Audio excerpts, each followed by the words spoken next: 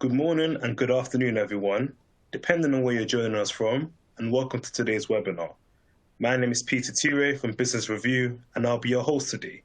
It is our pleasure to have with us the CMED group, who will be presenting us on a topic titled Clinical Trials in 3D, a case study in DCT implementation.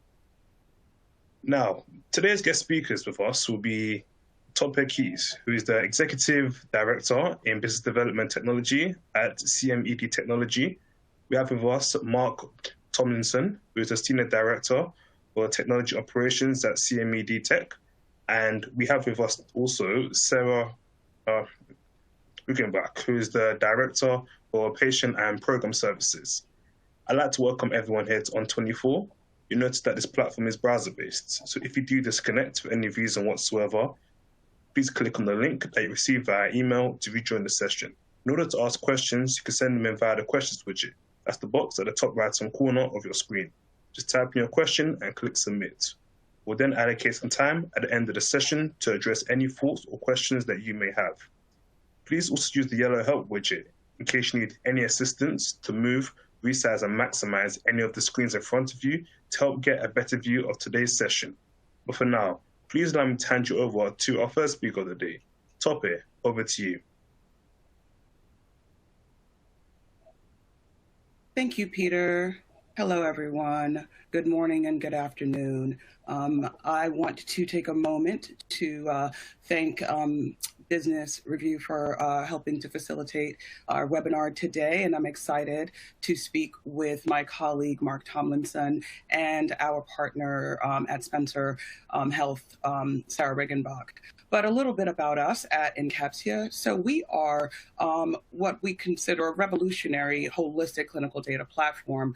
We offer a holistic platform solution that allows you to do multimodal data capture via eSource EDC or home visit all within the same study. We offer industry-leading integrations, data load capabilities, and the ability to automatically reconcile and include any data of any source. And we really work to develop a solution that gets you your data faster, reducing your costs, and enhancing the speed. And I'll hand it over to Sarah to share a bit more about Spencer. Thank you. Good morning and afternoon, everybody. Spencer Health Solutions is, as it says on the screen, we're an in-home Spencer smart hub, transforming the conduct of clinical trials by driving patient engagement and insights. Spencer is the only in-home platform combining drug adherence and patient engagement while providing clinical trial analytics to the trial team. Spencer also adds value in phase 1 through phase 4 trials, and it's redefining decentralized trials and collecting of real-world evidence. Thanks, Sarah. Mm-hmm. And actually, I think it's worthwhile that you know a little bit about us. So I'll introduce myself first. So as Peter said, my name is Tope Keys, Executive Director of Business Development Technology at CMED Technology. And I've been in the industry now for 22 years.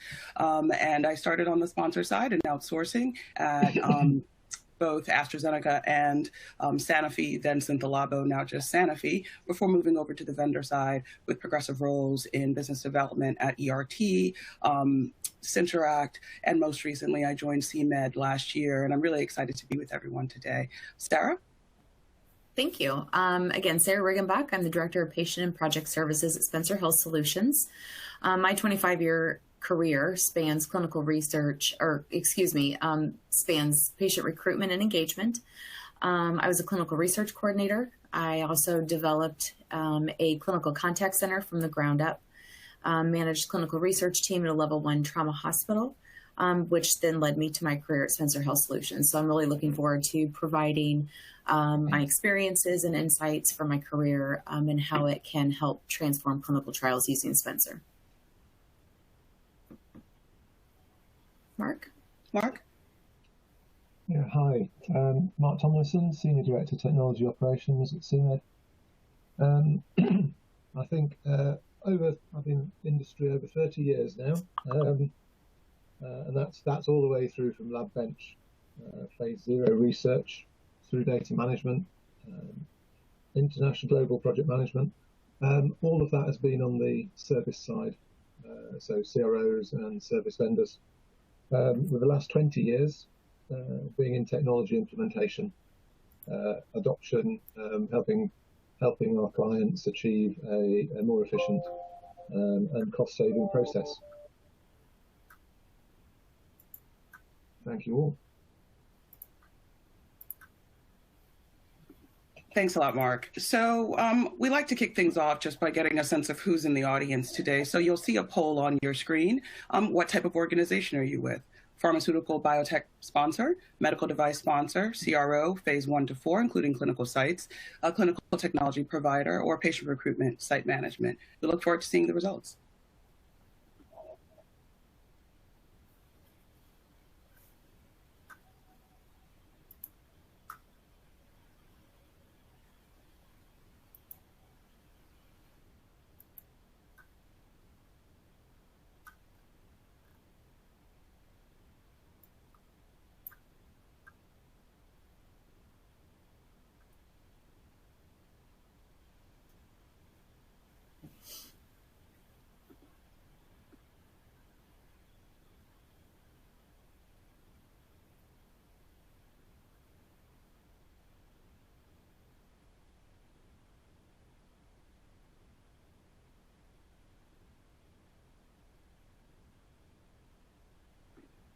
All right, I think we'll stop there with our polling. Peter, would you be so kind as to share the results?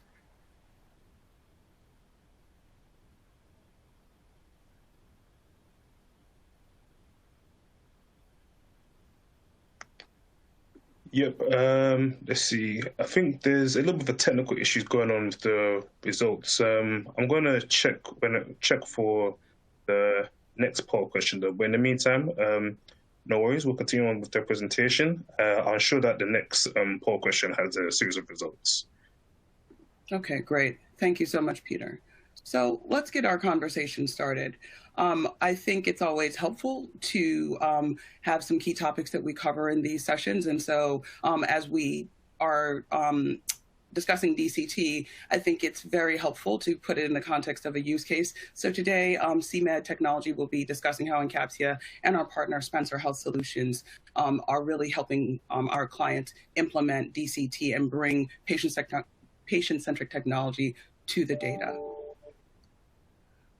So topics for today's discussion. So first today, we'll kick off understanding how lean, agile technology can help you implement DCTs and create better engagement with all stakeholders, including sites, regulators, and patients.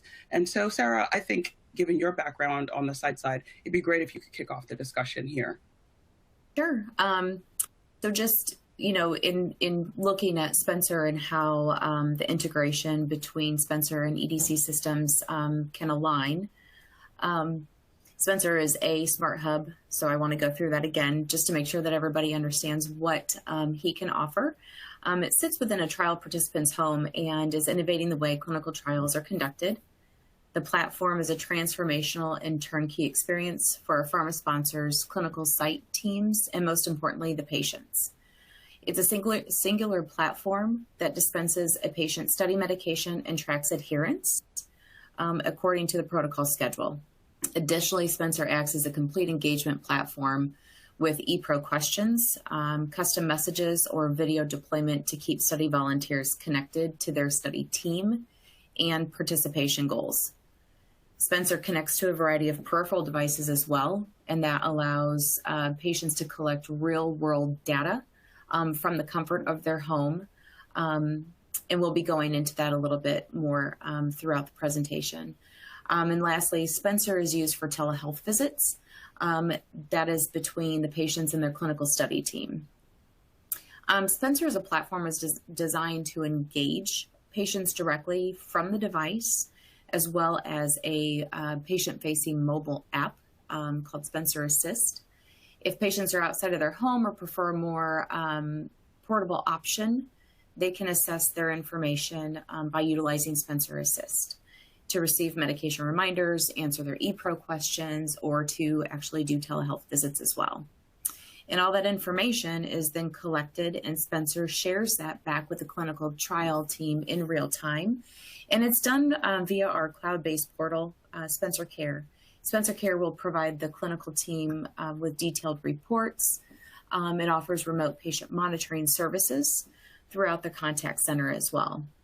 This is in addition to the device support being provided by Spencer Health. All remote monitoring services provide intervention as needed directly to the patients. So in the event that the patients are providing information that is concerning to the clinical sites, they have that in real time and they can follow up with the patients to ensure that all engagement, medication adherence is going according to plan. Thanks, Sarah. Mm-hmm. And so I think as far as technology goes, we know that there are a variety of tools that sponsors are using in order to conduct clinical trials generally. But obviously, given the moment that we're living in today, there's a rapid uptake in new technologies like eSource that we offer, mHealth tools, et cetera. But what we really want to do is make sure that when we're implementing decentralized trials, that we are considering technologies alongside those stakeholders.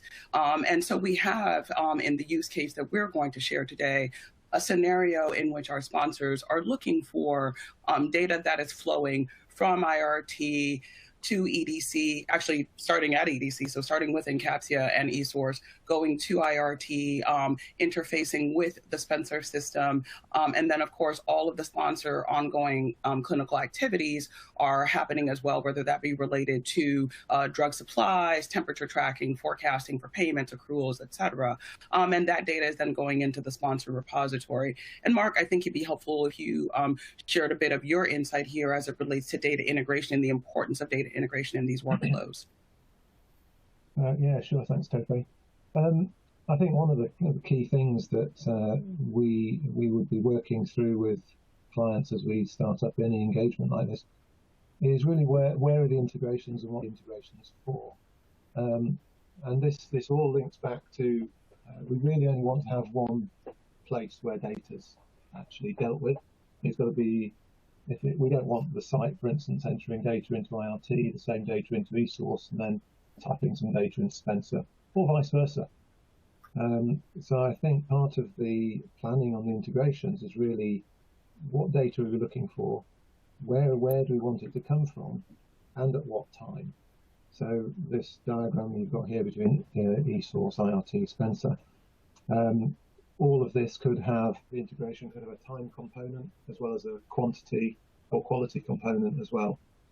And this is all something that we'd want to be looking through quite carefully during the study setup, just to make sure that we're not duplicating work anywhere and that the system's doing most of that heavy lifting in transfers.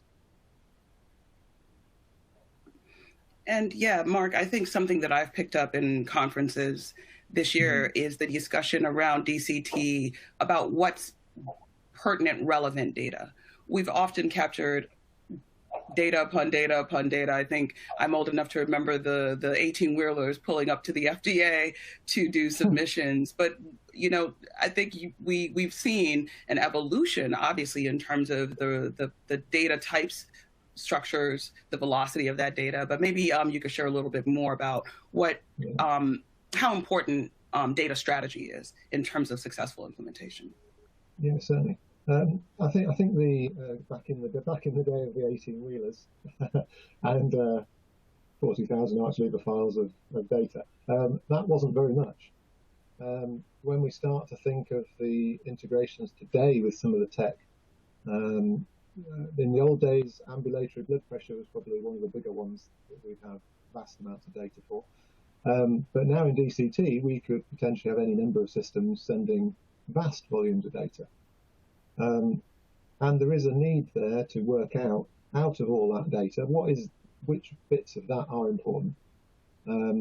There's probably quite a lot that we don't actually need, it's not relevant.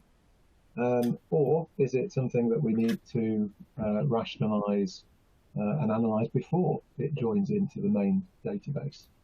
So maybe there's some kind of endpoint personal device wearable, let's say.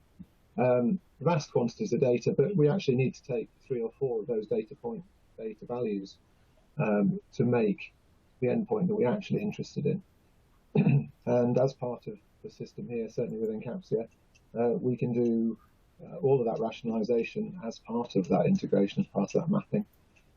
So there may be millions of data points you may get per subject. We may actually only need 10 of them. And the system will automatically manage that. The secret is working out what data we want and when do we want it. And with so much data, there is always a tendency to say, well, it might be useful, let's collect it anyway, because we might be able to use it for something. And that's a fair point, apart from the knock-on effect that it has on systems, time, people's effort, both in quantity and quality, QC steps reconciliation, and all of that downstream processing that's required now because we've collected it. So at the beginning, coming back to what you mentioned there, Tope, there is a key part here of partly working out what data you actually need to get your endpoints to prove your point, but also making sure that you're not taking everything just for the sake of it. So you do get some efficiencies out of this. It should always be better than doing it without the integration.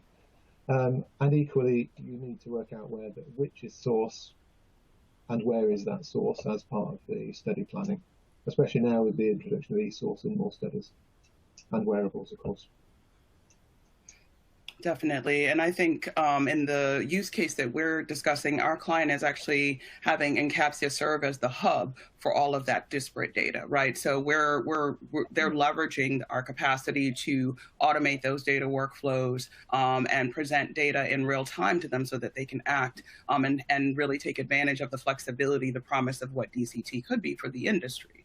Sarah, I know you have some interesting experiences that you can share in terms of the site experience in conducting trials when you can't directly interface with patients, and the importance of technology, especially tools like Spencer that do capture a lot of patient data in addition to drug dispensation adherence. What's your take on that? I have quite a few stories, war stories, if I may. With regards to patients, we always look at it on the clinical site standpoint that once the patient walks out the door, your data is going with them, your data endpoints. So by utilizing Spencer and putting them inside the home and allowing the patient to be able to collect biometric data, not only for the trial, but also throughout their time with the device, it allows the site to remain connected to the patient, but not be an overburden. One of I think anybody who has actually ran trials, boots on the ground, and dealt with patients face-to-face understand that once you send them out the door with instructions on how to interact with a clinical trial, what their responsibilities are, what they need to provide back to the site, you always are concerned if the patient is actually collecting the data at the time that you're asking them to do so. For example, sending a patient out the door with a diary, a paper diary. There were several times that the diaries would come back in the door at their follow-up visits, and we knew that they were filling the data out in the car, which sure, we had information from them, but it wasn't at the time points that we were expecting. Yes. So it is nice to be able to ensure that from the data coming in real time, that it is collected according to the protocol. Definitely. And I think that leads to this next slide here about the project flow and how important it is to have that bilateral integration of your partners so that you can really tighten up those data flows and that the data reconciliation process is sped up. But also you can see things like, oh, the patient's filling out the diary right before they're walking into the clinic, and be able to implement some processes to hopefully improve compliance because, again, the endpoints are what matters here, but your patients are your source data. So in terms of that workflow, what we've put together for our clients is a process where the site is enrolling the patient, as Sarah said, and then that patient is then added to the Spencer system from Encapsia. And so then that data is flowing as we said, bilaterally between Spencer and Encapsia, but the sponsor is able to get that visibility, and then it flows into the Spencer device. And so maybe you could share a little bit more with exactly what the workflow is for the Spencer device once it's live in a study, Sarah. Sure. So once it's live and the patient is entered into Encompasses, Spencer will receive that information, understood that the patient is then enrolled in the trial. Through kits that are already complete or created, we call them refill kits, which actually house the medication. Spencer will be provided to the patient as well as any peripheral wearables that are required for the study and their refill. Once the patient is engaged in the trial and the refill is put into the actual device, their schedule of events and everything that needs to occur and data that needs to be collected from Spencer is automatically loaded into the system. The patient starts to interact with Spencer. They begin their doses according to the protocol schedule. The patient will be completing surveys and also prompted for any telehealth visits, as well as prompting them to actually collect the data from their peripherals or their wearables from home. They have the ability to provide all of that data back, as I said earlier, in real time and at the time that it is required according to the schedule of events. Right. And then all of that data, I don't know, Tope, if you want to take that over, then all of that data goes back to Encompasses.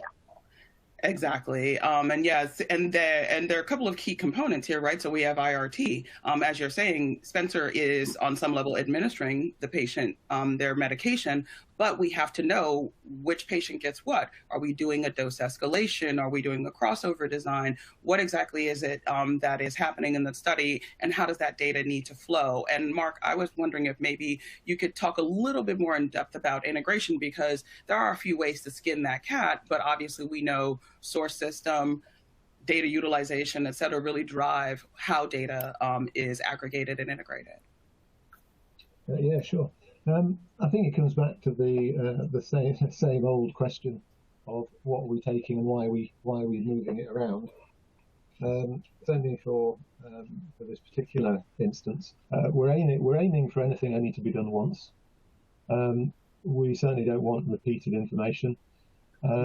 And the linking between, say, IRT and Spencer is something that we talk about in some depth to work out exactly what piece of data is required and where is it required and when. So there's probably three, for instance, integrations for this, in this case, real time, so that everybody can see the same thing at the same time. Equally, we may not need all the data at real time. Some of it may be able to be batched as part of the process. Other pieces of data that the systems hold may not be needed at all to be transferred and integrated. So again, it comes back very, very much to what the clinical teams are looking to see and who needs to see what and when. To some extent, this is between each of these providers, we can be as flexible as we need to be to ensure that that piece of information is available to the right people. Thanks, Mark. And I think it's a great time to ask our audience another question. And that is, hopefully I've got it up here. Voila. Which functional area do you anticipate seeking partners and vendors to enable DCT in your trials? Patient engagement, site management, and clinical monitoring, biometrics, data management, biostats, clinical project management, safety and medical monitoring. We'll give everyone a few minutes to submit, or a few seconds, I should say, to submit. Great. So topic. So whilst the audience is answering, what do you look to get out of this question? So what we were discussing is a lot of the technologies that go into conducting clinical trials, but I think it's also really helpful to think about the people and the processes. So we like to know how our customers think in terms of implementing DCT, because it's not just about the technology. All right, let's see what the audience says.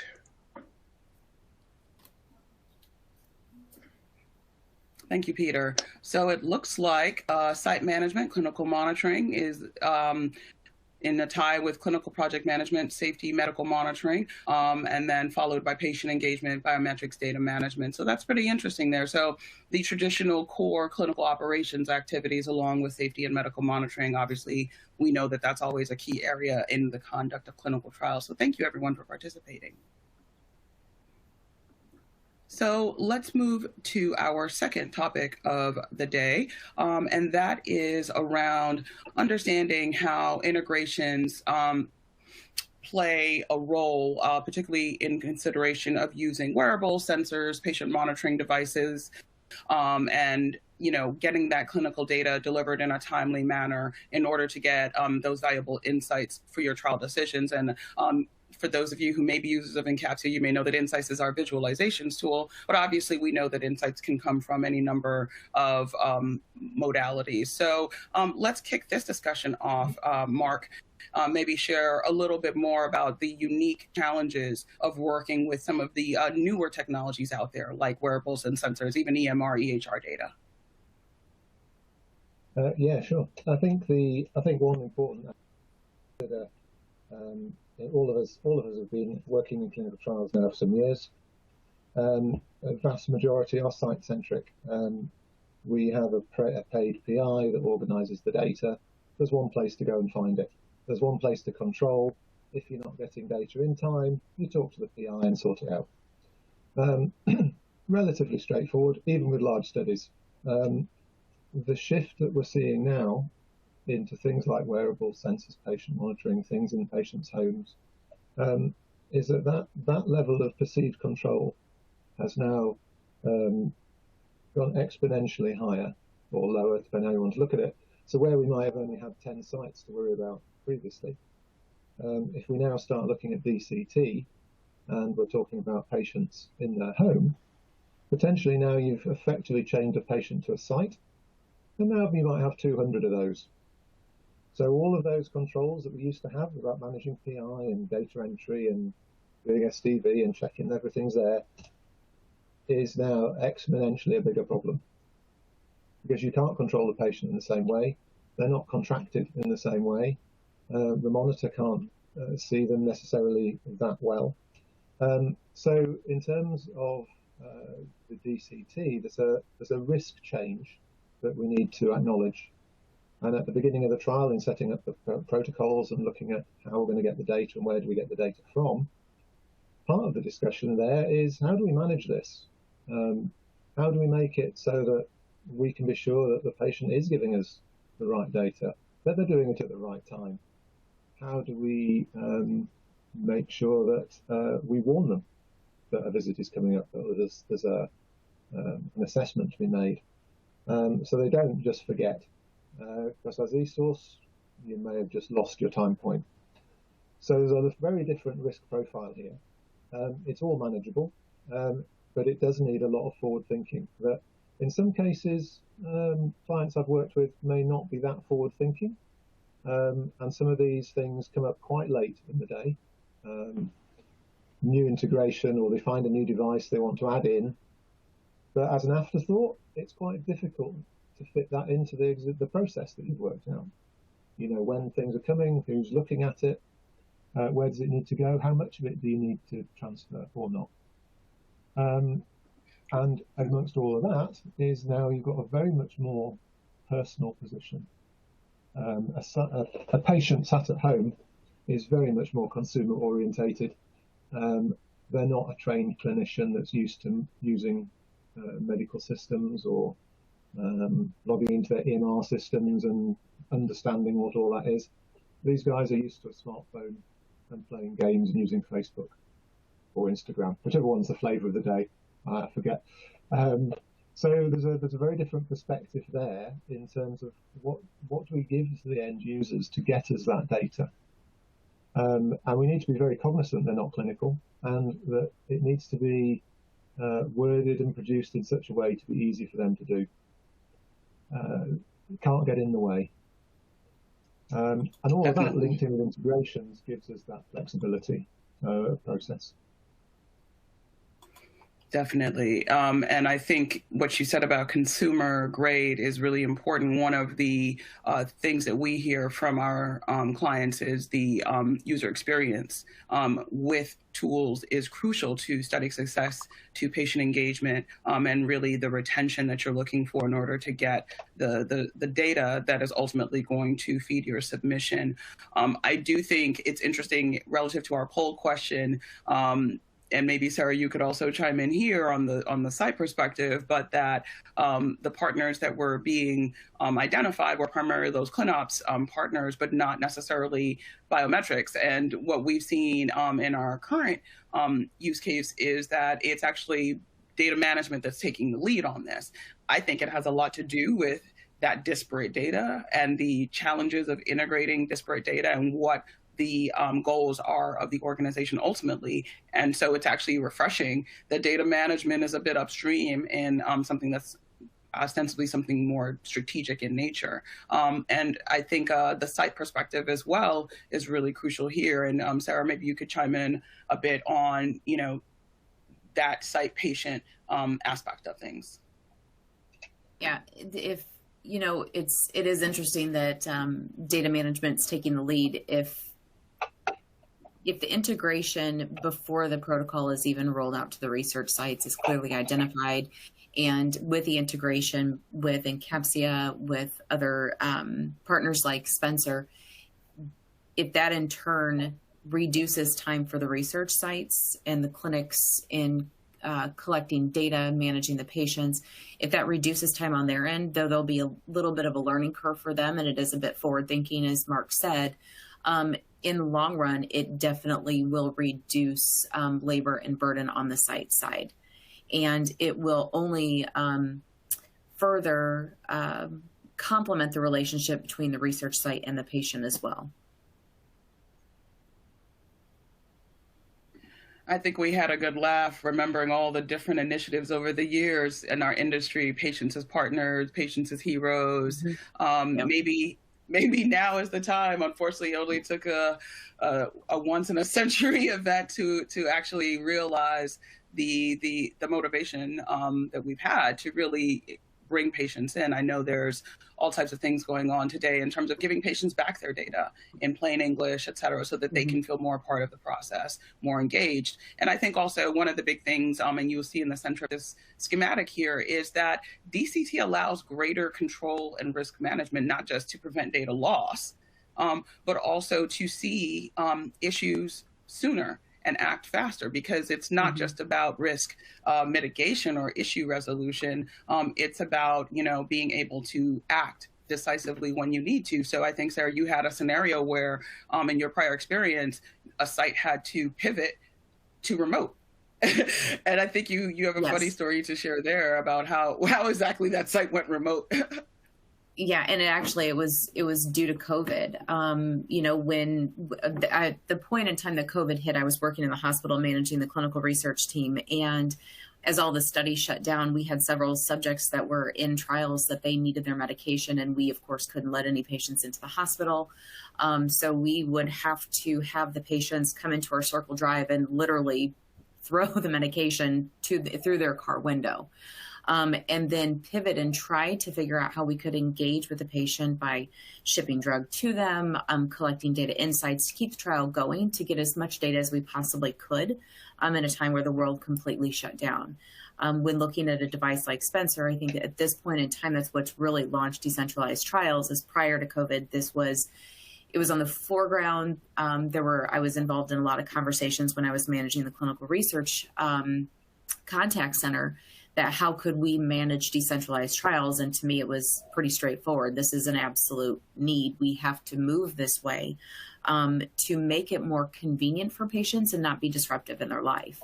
If I put my patient recruitment hat on, a few things that I find very intriguing about this is, as a research coordinator, how many early morning, 6, 7 a.m. and late evening, 5 and 6 o'clock at night hours, as well as Saturdays and Sundays, that I had to work to keep a patient in the trial, to respect their life, to respect what they had ongoing, and also respect the part of being a volunteer for a clinical study, to as I said, to keep them engaged, involved, and all of the data coming in. It also opens up the ability for patients who couldn't otherwise participate in a trial. I don't know how many people I talked to that were absolutely qualified, they were extremely engaged, they were motivated, but because of the number of visits where they had to physically come into the office, they just weren't able. And really it was almost that 18 to 34 age range, moms with young kids, that they just couldn't be flexible. So in utilizing and engaging decentralized trials, that really changes the way for a lot of potential patients. Absolutely. I think, I've seen references to the democratization of clinical trials, being able to, not let your zip code impede your participation, your access to innovative treatments and opportunities. So, yeah, I think this is a moment when we are A, no going back, and B, I think we are empowering patients to be more a part of the process. And, you raised really important points there with regard to insights, with regard to the visualization aspect of things. We're really proud of what we offer at Encampsia. It's definitely not your usual 2D pictures that we're offering in Encampsia. I've got an image, a screenshot of one of our insights here. And this is obviously a future state for us, right, in terms of that 3D scatter plot where you're able to drill down into source data, filter, slice and dice data in so many different ways. But the point is that you can see your data in real time, act on that data. And I think, we talk about patients a lot, but your patient is your source and their data is the story, right? And so what you have when you have not only integrated data, but a view into that data is the holistic perspective on your trial conduct, whether that is from a scientific analytical standpoint or whether that is from a process operations standpoint. So I think that, as we move forward as an industry, let's not leave behind the importance of keeping the narrative when it comes to our clinical trials, not siloing either groups of participants, but also not siloing the data, because that's really where I think a lot of the value is in terms of the latest and greatest technologies that are offered out there, like Encampsia. So with that, I'd like to move to our next polling question for our audience. What do you see as some of the barriers to implementation in your organizations? Is it regulatory, organizational buy-in that's maybe lacking? Are there technology gaps? Are there significant changes needed in terms of your technology ecosystem? Or is it more a function of therapeutic area or indication? So give you all a little bit of time to answer that question. Great. So what's everyone looking to, you could say, gather from this poll question whilst the audience are answering? Well, I think for our purposes, it's helpful to gain an understanding of where the pain points are. Obviously, we're focused on innovation. If there are things we can do from a technology standpoint to ease some of the friction, that's key. I think for Spencer, Sarah, I'm sure you're new. You guys are really new to our space, and so it's helpful to understand how you can increase adoption of in-home patient technologies. Great. All right, let's see what the results are then.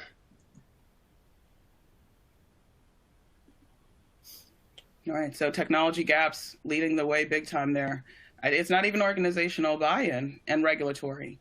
Well, I think on the technology side, we seek to be a partner to help address those gaps and challenges. On the regulatory front, I will say that I've been pleased at the speed with which the regulatory entities have adapted and adjusted the guidance to meet the moment. Obviously, there's more that can be done, but I would like to add a quote here that I heard at SEDM this year, so please bookmark it. Apparently, the FDA never told all of us that we had to do 100% SDV. So I give you that little tidbit of information because I think it's a big variable in our industry and, you know, the choices that we make from a process and a technology standpoint. So as it relates to that, we know that the regulatory guidance is what drives our protocol design, what endpoints we focus on, and we want our submissions to be successful. So it's important, I think, as we look at DCT trials to consider data utilization and monitoring processes to maximize the clinical technologies that sponsors do invest in. And so I may defer to Mark here first to really share more about what we're hearing in terms of how sponsors are thinking about their data and the tools that they want to utilize. Yeah, sure. Thanks, Teco. And coming back to something you said, the regulatory aspect is changing. There are a lot of inherent assumptions. The regs have never been precise. And to be on the safe side, the general position has been to go, if it says do a bit, do it all, just because I can't get that wrong. I think the problem has been over the years that everything has just become more and more expensive and more complicated, and it just becomes harder and harder to deliver the data you need to get your end result. DCT and the recent epidemic has helped people see through quite a lot of that and actually come and reconsider the actual words in the regs. As you said, they've never stated 100% SDV. That's been an assumption that's been created within the industry to play safe. To some extent, it's very hard to remove that idea within the existing workflows and concepts right now. The advantage for DCT, of course, is that the paradigm's changing. So with a changing paradigm, we now have the option of reassessing what data do we need, how do we do it, what monitoring process do we now need to manage this. A simple example might be the difference between EDC and direct data capture and eSource. So where you might have done SDV of all critical data, 15% of non-critical data, etc., etc., etc. If you're now in eSource and you haven't got paper, what is there to SDV? So we can reconsider that balance between what do we need to monitor. So can we get rid of monitoring that's just legwork and focus monitors on real quality advantages and look at quality of the data as opposed to can I just check we've data entered it properly?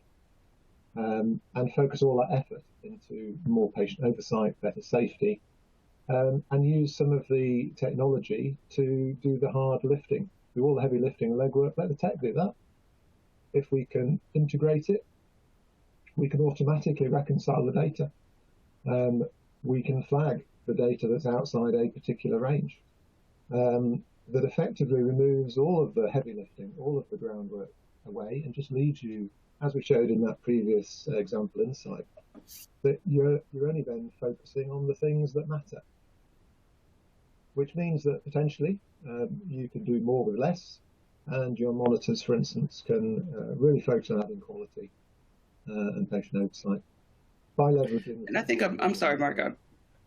I'm sorry. Sorry, go on, Toad. Go ahead. Oh, I was just going to say, Mark, you often make an important point when talking to sponsors about integration that APIs actually address a big hurdle there because you are intrinsically you get provenance. So APIs actually speed that data monitoring and give you compliance. So we need to encourage our clients to have more direct integrations amongst partners. And however they do it, some sponsors have data lakes, data warehouses, et cetera, where they're aggregating all of their data.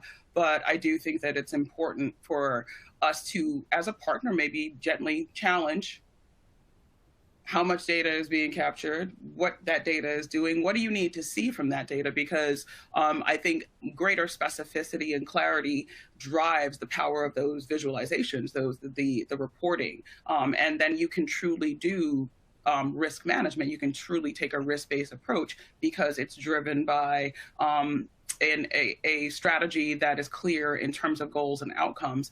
And, I think as part of that, with regard to clinical monitoring, obviously is the site aspect of things. I've heard from sites that they're a bit nervous about the shift to DCT, right? Because originally eSource was EMR data coming from the site, populating into the CRFs, right? But that's really evolved to be things like what we offer, an app on a tablet that you can utilize to collect patient data while in real time during the visit. But I think that the tool selection has had a big impact on sites and their role within the overall clinical conduct. Sarah, maybe you could share a little bit more about how sites think about technology that they're required to use versus technology that they may adopt for their own operations, and how this shift in DCT is affecting site operations. From the site perspective, I think that there's still a little bit of a learning curve when it comes to making that full transition. However, walking in those shoes, managing teams even recently as of 6 months ago that were challenged with a multitude of systems that they're utilizing. The number one thing that everybody went back to is the duplicative work, right? We would have to enter the information to the EMR, which would become part of source data. If the EMR was not sufficient enough for source for the trial, a different source was created to then enter into the EDC system. So the adoption of being able to integrate and utilize systems that, to your point, you're in the room with the patient, you're able to collect the data. It allows for a more fluid conversation. It allows the sites to the point of focusing on what really truly matters and not ensuring that every T is crossed and every I is dotted, because the actual systems take care of it for them. Thanks, Sarah.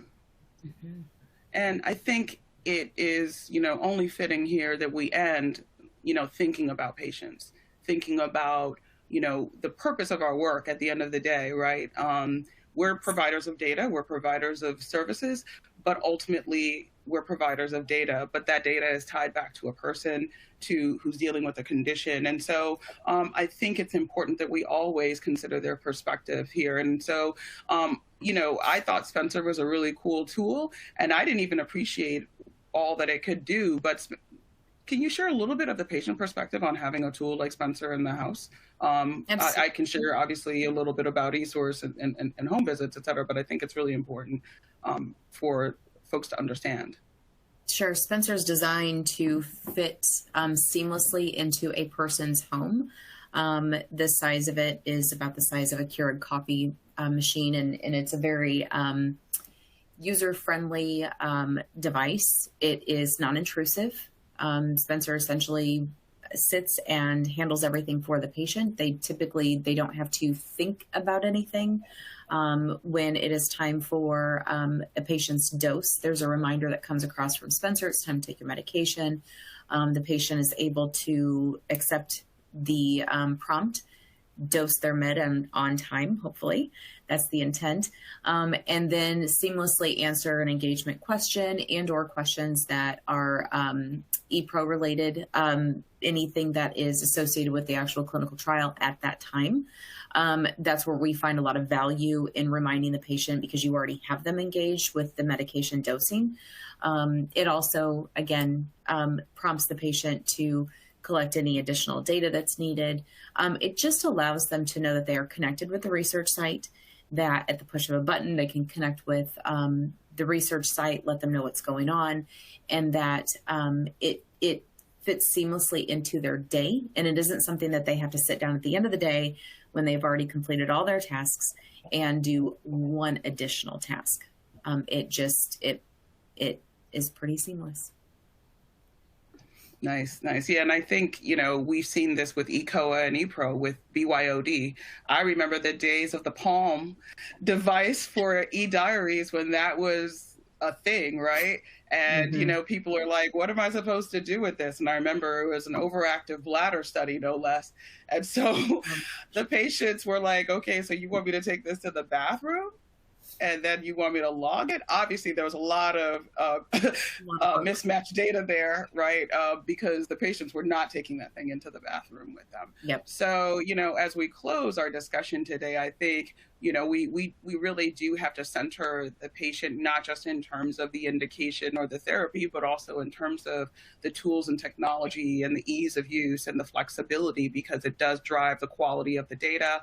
It affects everything from clinical conduct to, the statistical powering of your trial. If you're able to retain patients, maybe you don't have to open those extra sites. So all of this goes to successful trial conduct. So I want to thank everyone, my colleague Mark and Sarah, for joining me today in this discussion. I hope you found it valuable. And we want to open it up to any discussion, any questions that the audience might have. And, we're happy to answer your questions during the course of our session, as we have about 10 minutes to go, or we can always, of course, follow up with you directly. We'll provide our contact details. So, Peter, I think I'll let you take the... No worries. Sure. Thank you very much, Toby. So just a quick reminder to the audience, in order to ask questions, you could type them into the box at the top right-hand corner of your screen and click submit. The first question that I have is, what skills would DMs and, in this case, statisticians require to embed this technology, especially with regards to programming? Mark, maybe you want to start there. I think I know the answer, but I'll let you take that one. I think with the way the current systems are going, I think the answer is none. It would be a case of defining the requirements and let us do that translation into the various systems. So we should be in a position where we can deliver the results you need to see, or the data in the way let's say the stats team need to see the data to be able to do their analysis. But if we're talking in stats, that's a very specific programming language, so well outside the data management terms. So I would say none. We would fill in those technical gaps during study build for the client. Sure. Thank you very much, Mark. Anyone else want to add on to that?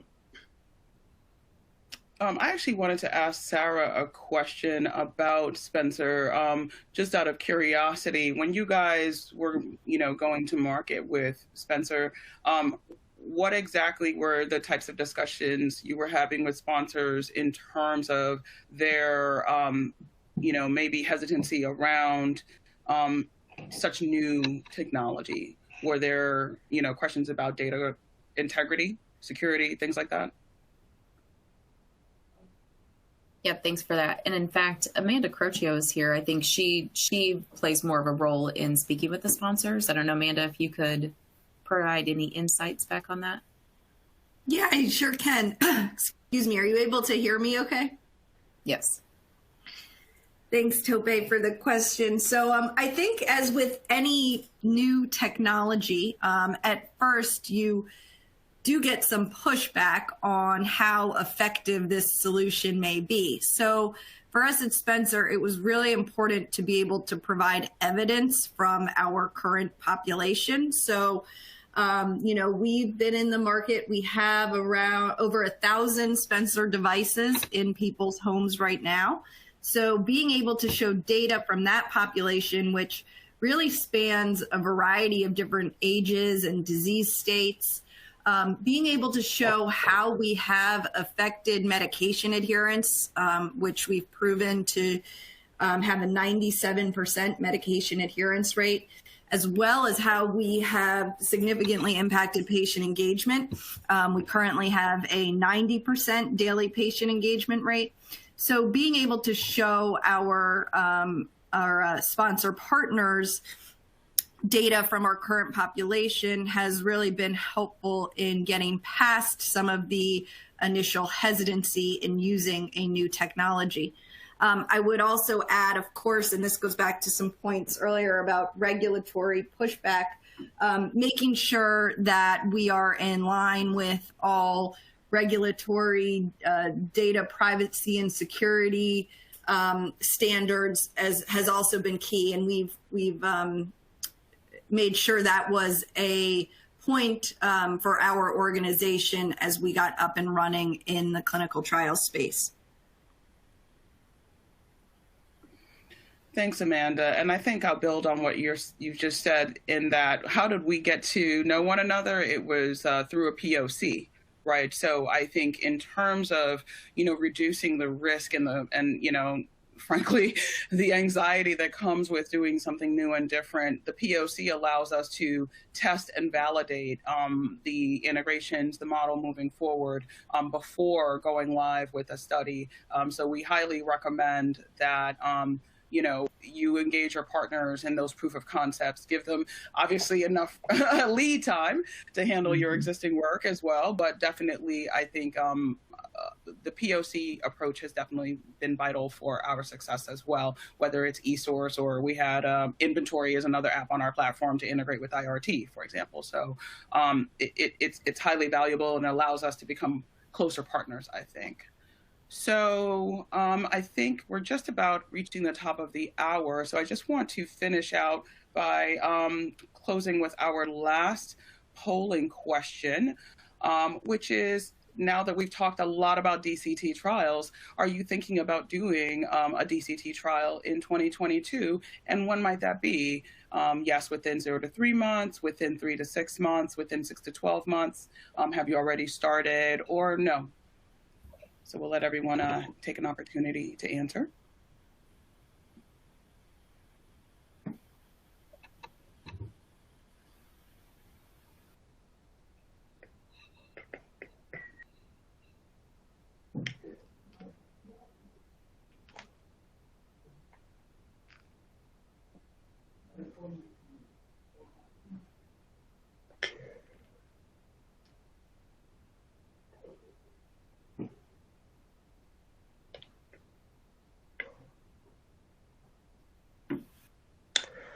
All right, let's see how the results are for this final poll question for the day. Oops. Go back. There we go. Got it. All right, so it looks to be either really soon in the next 0 to 3 months, or a little bit further out, 6 to 12 months, or nice to see already started, and no. So also a possibility based upon just your overall portfolio of trials as to whether a DCT is a fit for you. So I think we will close out, Peter, and I'd like to thank you all for joining us today. Our session is going to be available on demand, Peter, for how long? It's going to be for the period of a year. Okay, great. So you all will have access to the webinar recording, and we're happy to answer any questions for you, whether that's about Encapsia, myself, or Mark Tomlinson are happy to speak with you. You can email me there, or Spencer Health, please contact info@Spencer Health Solutions. Sarah or Amanda would be happy to speak further about Spencer and how we're implementing DCT using their really innovative and cool device. So thank you all. Wish everyone a very safe and healthy, happy holiday. Take care and hope to talk to you soon. Thank you. Yes, thank you very much. Yes, thank you very much, Topi. So just a quick reminder to the audience, if you did not get your question answered, it could be answered at a later date. So that leads me to thank Topi, Mark, and Sarah for a great presentation, and as well as to Encapsia for sponsoring this event. Now, to all the attendees, you'll receive an email shortly on how you can access the on-demand version, or you can access it at our website, www.business-view-webinars.com. We look forward to sharing future webinars with you, so please do keep an eye out on our website as mentioned, and follow us on Twitter at BRWebinars for daily updates, and join our LinkedIn community group. Once again, thank you all very much for attending today's session with Encapsia. I hope you have a very great day. Thank you for attending.